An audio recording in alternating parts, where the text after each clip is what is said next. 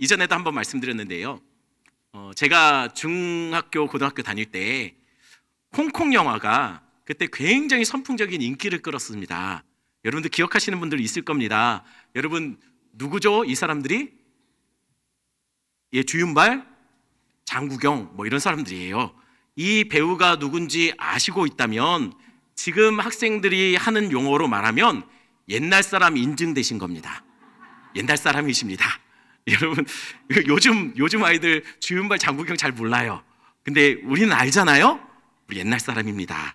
여러분 홍콩 영화의 특징들이 있어요. 그건 주인공은요 총을 대충 쏘는거든요. 그냥 막 쏴요. 성의 없이 쏩니다. 그런데 악당들로 연기하는 엑스트라들은요 성의 없이 쏘는데 정성스럽게 맞아요. 알아서 맞습니다. 희한하게 피가 안 나도 죽어요. 스쳐도 죽습니다. 그리고 죽는 순간에 엑스트라가 그냥 안 죽어요. 공중 제비를 한 바퀴 돌고 죽고 있는 멋은 다 버리고 죽어요. 저 사람들이 정말 죽는 사람, 죽어가는 사람 맞나 싶을 정도로 하여튼 폼이란 폼은 다 잡고 죽습니다. 그에 반해 주인공은 어떻죠? 총을 엄청나게 맞아도 잘 안 죽어요.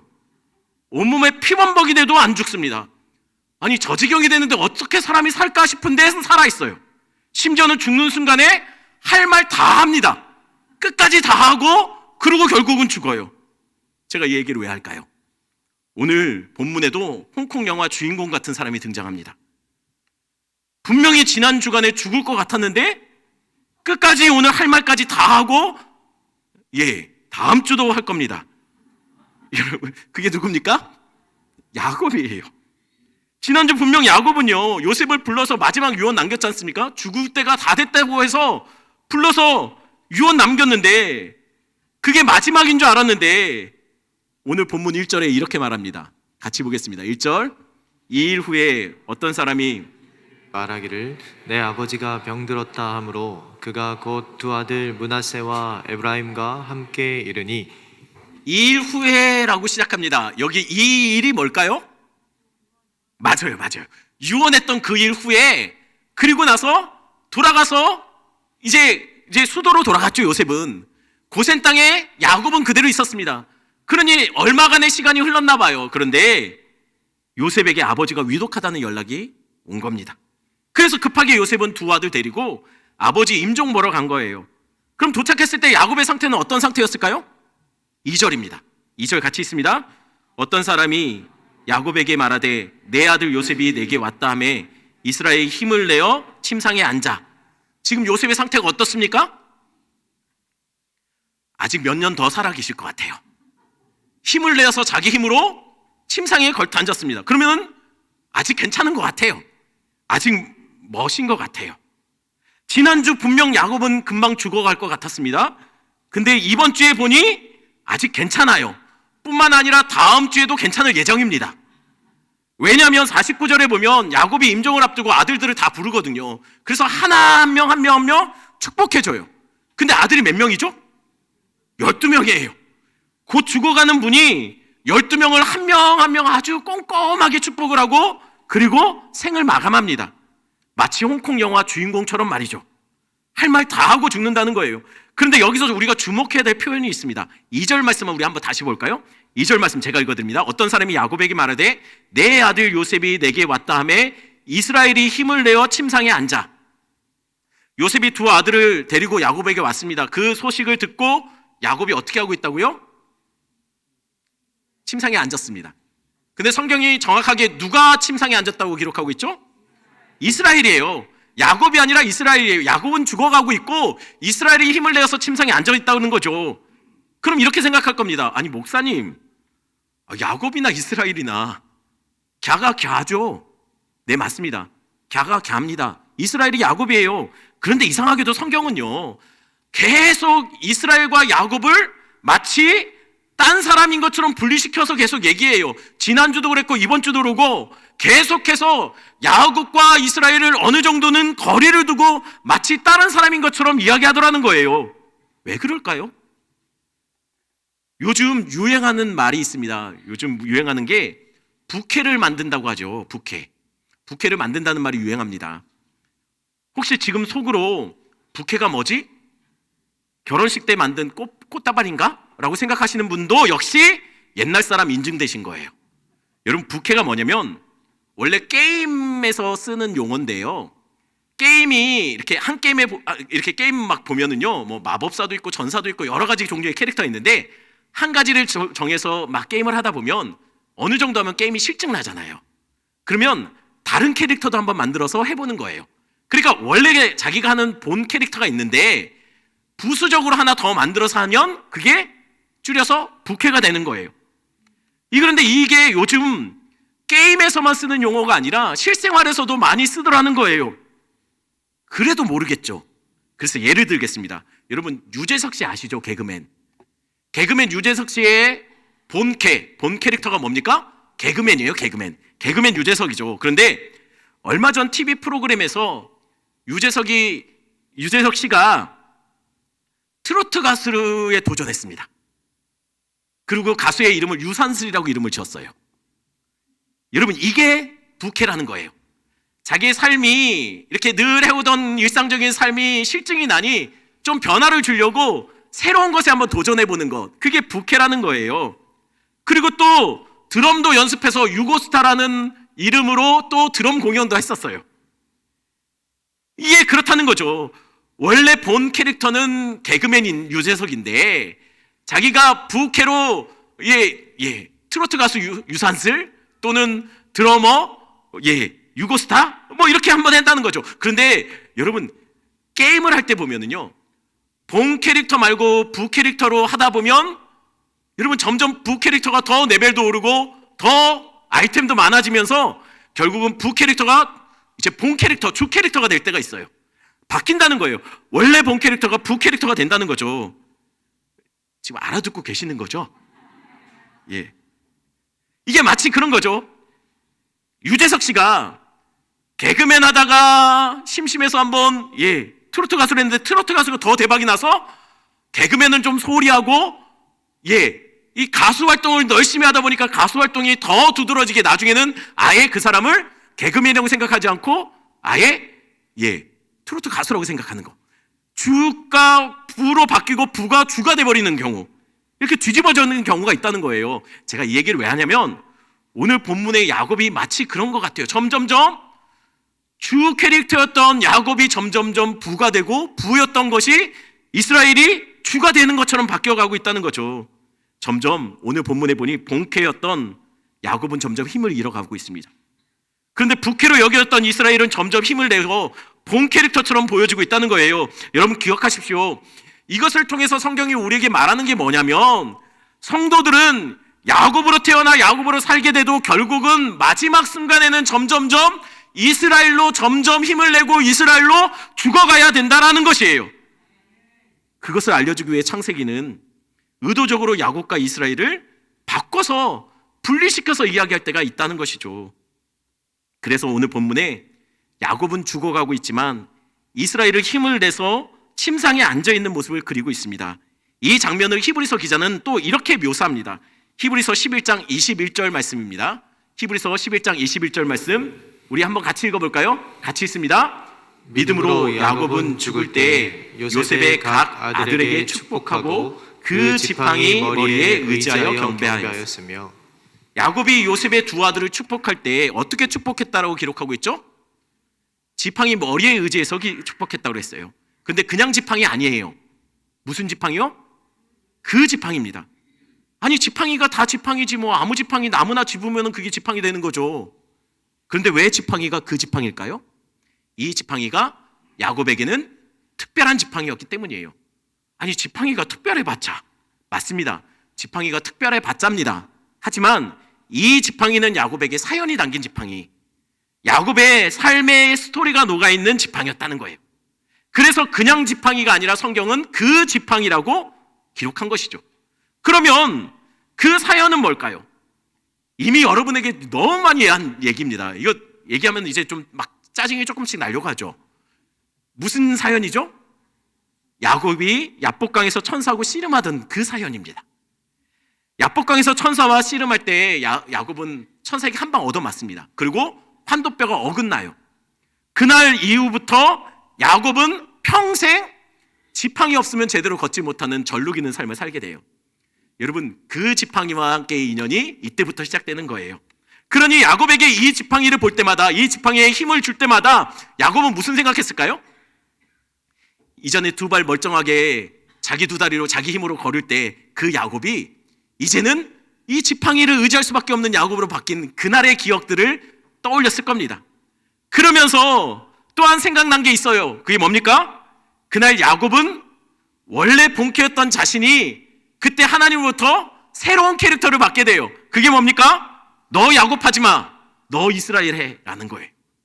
잔머리 쓰고 내 힘으로 아둥바둥 살아가는 네 두 다리로 걷는 야곱하지 말고 하나님이 책임져 주시는 인생, 하나님을 의지해야 살아갈 수 있는 인생, 하나님을 기댈 수 있는 인생, 손에 지팡이, 그 지팡이를 기대고 사는 것처럼 하나님을 의지해야만 걸어갈 수 있는 인생으로 살아가라는 이스라엘, 그 이제 마치 앞으로 주 캐릭터가 돼야 되는 여러분 부 캐릭터를 받게 된 거라는 거예요.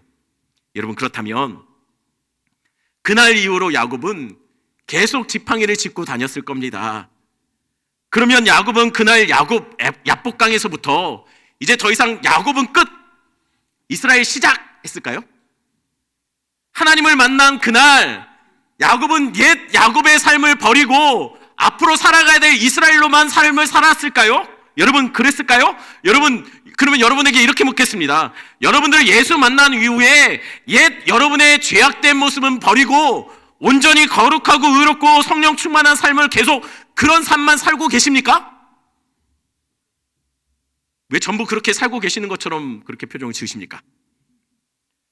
여러분, 우리는 예수 만나도 야곱 끝, 이스라엘 시작, 이 잘 안 되더라는 거예요. 제가 여러 번 얘기했지만 저희 집은 어렸을 때 쫄딱 망했습니다. 정말 쫄딱 망했어요. 그래서 한 번은 밤에 어머니가 리어커를 갖고 와서 이불 몇 개 올려놓고 밤에 야밤도주 했던 기억도 있습니다. 그렇게 어렸을 때 참 이사를 많이 다녔던 것 같아요.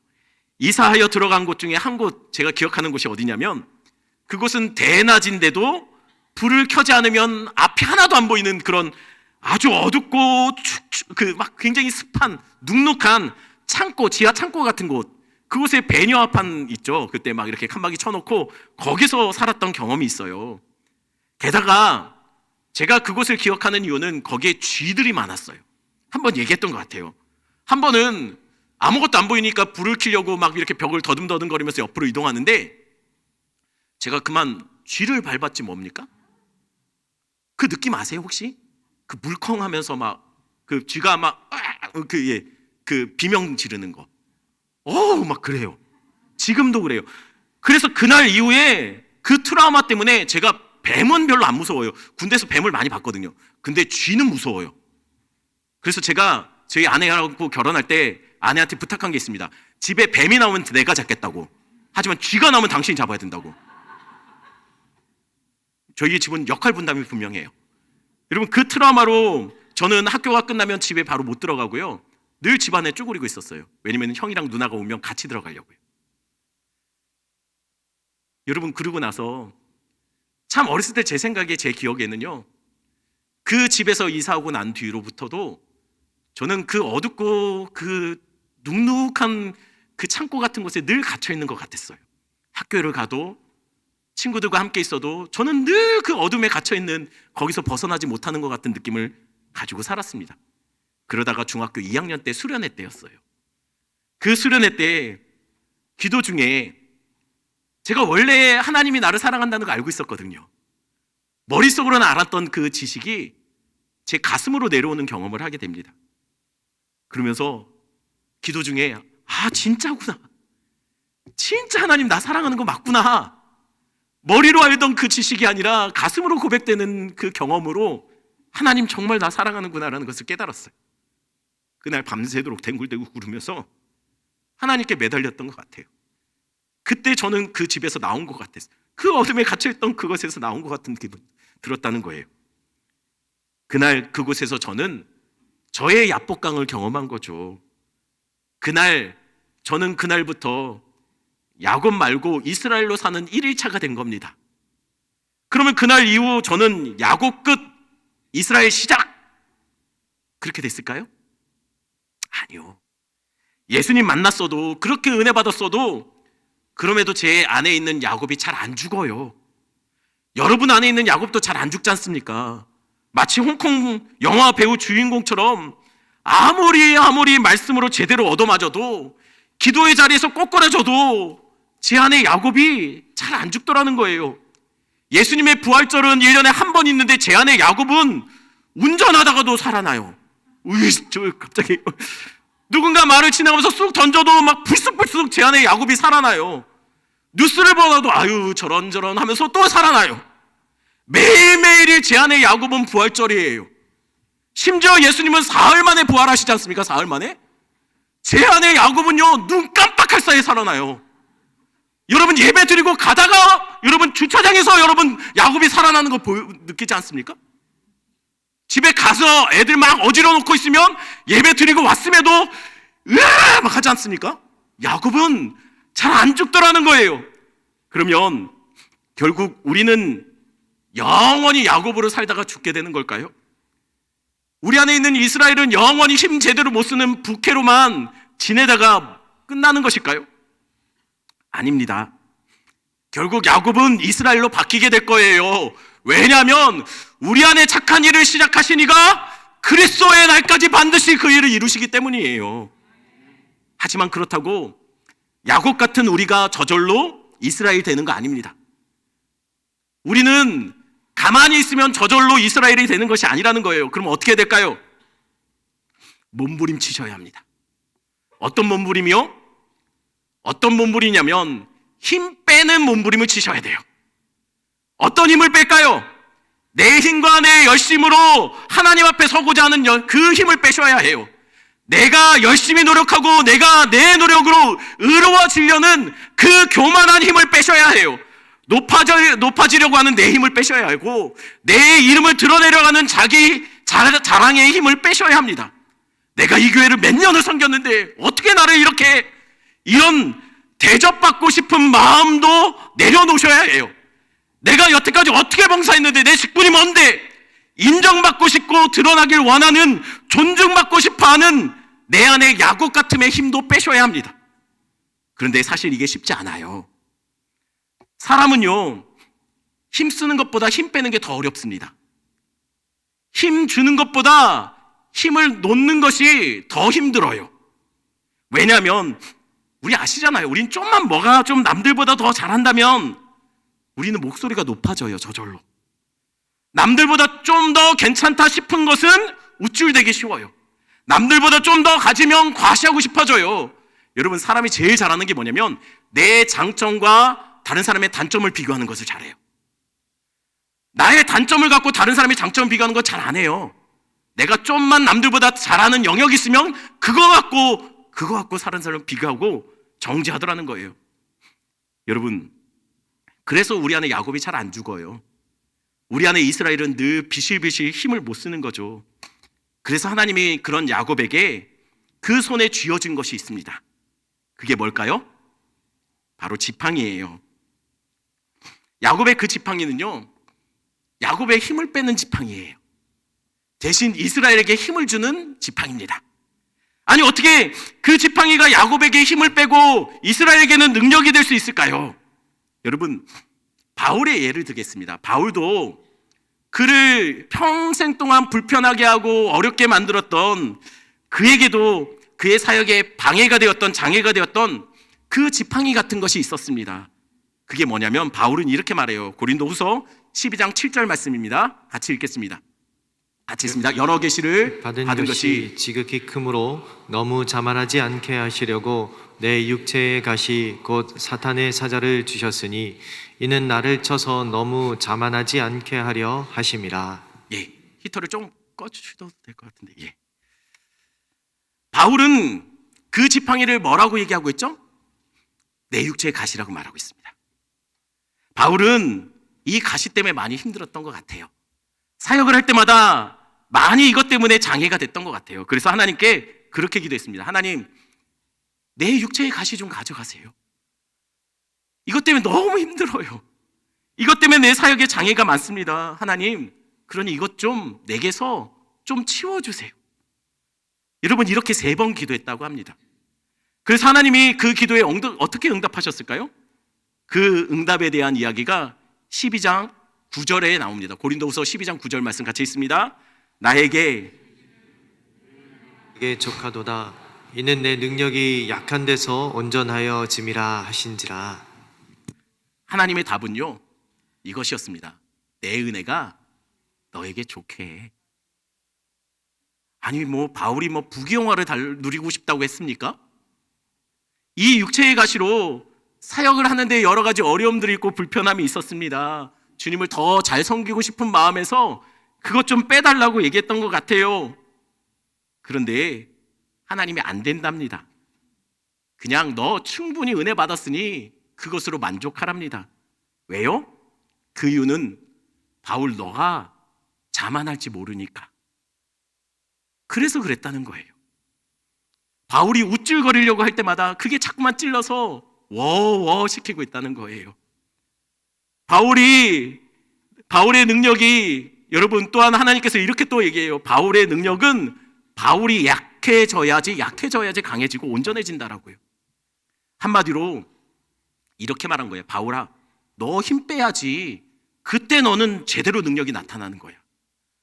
여러분, 이해가 됩니까? 힘 빼야지 힘이 난대요. 여러분, 이게 이해가 되나요? 여러분, 이유는요, 여러분, 성도의 능력은, 기억하십시오. 성도의 능력은 힘이 들어갈 때 나타나는 게 아니라 힘 뺄 때, 그때 온전히 성도의 능력은 나타납니다. 왜냐하면 우리가 힘주면 우리의 힘은 어디까지밖에 안 나죠? 여러분, 제가 힘주면, 제가 힘을 한번 쓰기 시작하면 제 힘이 어느 정도까지 나올까요? 딱 김재현만큼 나올 거예요. 하지만 내가 힘 빼면 그때는 내 안에 하나님께서 일하기 시작한다는 거예요. 제가 초등학교 때, 그때 탁구 열풍이 굉장히 엄청나게 불었던 적이 있습니다. 그래서 지금 PC방 많죠. 근데 그때는 PC방 숫자만큼 동네에 탁구장이 많았어요. 그래서 저도 친구들과 교회 끝나면 탁구 치고 놀고 많이 그랬는데요. 그런데 제 친구들 중에, 우린 그냥 막 친 건데, 제 친구 중에 한 달인가 두 달인가 진짜 배웠던 친구가 있어요. 탁구. 한 달, 두 달 무섭습니다. 한두 달 배운 녀석이 우리랑 치면 우리를 갖고 놀아요. 막 치다 보면 굉장히 기분 나빠요. 괜히 기분 나빠요. 왜요? 제가 나를 갖고 노는 것 같아요. 그런데 한 번은요, 그 친구가 내가 탁구를 치고 있는 모습을 보고 있는, 굉장히 답답했나 봐요. 탁구장 사장님이 오셔서 제 탁구 좀 가르쳐 주겠다고, 제 자세를 교정시켜 주겠다고 이 사진처럼 이렇게 했습니다. 제가 탁구채를 잡고 있는 손을 잡고, 자기가 제 팔목을 잡고 너 힘 빼고 있어 라고 했어요. 그리고 탁구 좀 친다는 그 친구에게 자, 볼 쳐봐, 넘겨봐 했습니다. 그 친구가 맘 잡고 넘기기 시작하면 저 못 봤거든요. 근데 무슨 일이 벌어졌을까요? 기가 막힌 일이 벌어졌습니다. 달라졌어요. 희한하게 제가 못 받는 공을 잘 넘겨요. 게다가 제가 평소에 만들지 못했던 스핀까지 먹여서 넘기고 있습니다. 여러분, 그러다 보면 흥분해서 제가 힘이 들어가기 시작해요. 그러면 어떤 일이 벌어질까요? 다시 김재현이 돼요. 그러면 여지없이 그 사장님은 저에게 그렇게 말합니다. 힘 빼! 힘 빼! 여러분, 힘 빼면 무슨 일이 벌어질까요? 그때 실력이 나와요. 어떤 실력이요? 아저씨 실력이 나와요. 힘 줘도 실력이 나옵니다. 어떤 실력이요? 김재현 실력이 나와요. 여러분, 성도의 능력이 약할 때 능력이 나옵니다. 누구 능력이요? 하나님의 능력이 나와요. 성도의 능력은 힘 줘도 나옵니다. 힘 줄 때 누구 능력 나오죠? 우리 능력 나와요. 딱 간장종지만한 우리의 능력. 그래서 바울은 그의 약한 것들을 자랑한다고 말하고 있습니다. 왜요? 힘 빼야 성령이 나를 통해서 일하시고, 힘 빼야 그때 내 능력이 온전해지기 때문에 내가 약한 것을 자랑한다는 거예요. 내가 약하기 때문에, 약해져야 하기 때문에 그때 우리 주님께서 나를 통해서 일하시기 시작한다는 거예요. 힘 주면 주님이 우리 쓰는데 영 불편해요. 힘 빼셔야 된다는 거예요. 그러니 성도의 진짜 능력은 힘 뺄 때 나타난다는 것이죠. 그럼 도대체 바울의 그 육체의 가시는 뭘까요? 그 가시가 뭐길래 바울의 힘 주면 오히려 힘이 빠지게 만들고 힘 빼면 오히려 힘이 되는 걸까요? 여러분, 이것에 대해서 학자들은 그 육체의 가시가 바울에게 아마 간질이었을 거다라고 하는 학자들이 있어요. 그 얘기는 뭐냐면, 이제 바울이 막 설교 중에 가르치다가 갑자기 막 이렇게 쓰러졌다는 거예요. 간질, 몸을 경련을 일으키며 쓰러졌다는 거죠. 그러니 여러분, 이런 사건이 한번 터지면 당시에는 간질은 귀신한테 뭐 들렸다 막 이런 얘기도 있었으니까 여러분, 사역에 굉장히 큰 장애가 되죠. 또 어떤 학자들은 이렇게도 말합니다. 그때 당시 소아시아 지역에 학질이 유행이었어요. 그러니 아마 바울은 학질에 걸렸을 거다라고 얘기합니다. 하지만 대체로 가장 많은 학자들이 주장하는 것은 바울의 가시는, 육체의 가시는 아마 눈병, 안질이었을 거다라고 얘기합니다. 저도 이 세 번째가 맞다고 생각해요. 왜냐하면 바울은 편지를 쓸 때 직접 자신이 쓰기보다는 자기의 동역자들을 대필해서 편지를 쓴 경우들이 많아요. 왜 그랬을까요? 바울도 배운 사람인데. 게다가 갈라디아서 6장 11절 한번 볼까요? 갈라디아서 6장 11절 같이 있습니다.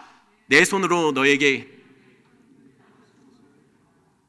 바울이 친필로 쓸 때 큰 글자로 써서 너희들한테 보냈다라고 얘기하는 거예요. 여러분, 큰 글자로 썼다는 게 뭘까요? 우리 보면은 우리 애들은요 핸드폰 글자 폰트를 굉장히 작게 해요. 이걸 볼 수 있나? 근데 우리 어르신들은요 지나치게 커요, 폰트가. 여러분, 왜 바울이 큰 글씨로 썼을까요? 강조하기 위해서일까요? 뭐 그럴 수도 있습니다. 하지만 바울의 눈에 뭔가 문제가 있지 않았을까라고 추측한다는 거예요. 여러분, 만약에 그랬다면 이게 그의 사역에 굉장한 장애가 됐을 겁니다. 심지어는 어떤 학자는 그렇게 말을 해요. 눈에 계속 고름이 나오고 거기서 냄새가 나서 근처에 사람들이 가지도 못했다고. 뭐 이거는 확인할 방법이 없는 거죠. 그래서 바울은 아마도 그 질병이 자신에게 육체의 가시가 되고 사역에 많은 지장을 줬을 거라는 거죠. 그러면 여러분, 그 바울의 그 만약에 안질이 맞다면 그 안질은 언제부터 생겼을까요? 무슨 일 때문에 그는 눈에 이런 아픔을 갖게 되었을까요? 혹시 아니, 거기 교회 담임 목사 누구예요? 어떻게 그걸 예. 먼저 말씀하셔가지고 참 제가 민망한데 예.